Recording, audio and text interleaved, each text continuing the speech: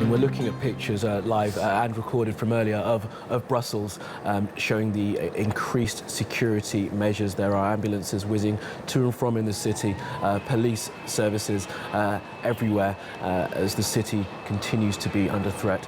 OK, well, Peter Williams is a former police inspector who's worked with the military on terrorism operations. And he says that the attacks were probably very well planned. I mean, although it's too early to apportion blame as to who's responsible, and what the security and the intelligence services will be looking at is the tactics and the targets of this particular attack. But I think even at this stage, the finger must be pointed in the direction of an ISIS attack.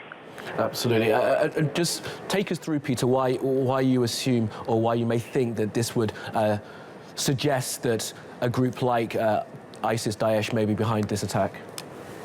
Well, I think there's one specific piece of information which the security services will be concentrating on, is the fact that I think about 4 weeks ago, ISIS did this threat that there would be a spectacular event in Europe.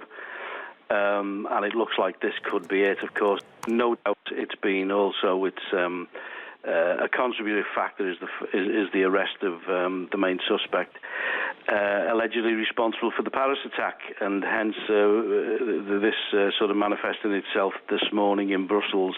I think those factors coming together will sort of indicate or will sort of focus minds of security personnel that this is ISIS and obviously a terrorist attack. Also, the timing, the busy period in the morning, would indicate that this is the work of a group such as ISIS.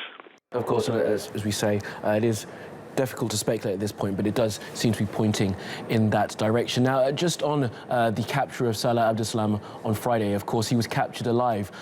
How important is that going to be for the security forces who are now trying to work and pick apart the networks that he was part of, or perhaps directing? How important is that they've got him alive and they can use him for information? Well, that is assuming, of course, that he actually says anything when he's during the course of the interviews. But I think even if we disregard that, it does give the intelligence services certainly the opportunity now to probe far more deeply and widely into his particular background and his network of associates and his network, his network structures in relation to these terrorist groups. From this, we should learn an awful lot more into how this particular group or this particular cell that clearly have been operating in the Brussels, northern France area, have actually been able to do what they have done. Well, that was Peter Williams, a security expert from Liverpool John Moores University in the UK.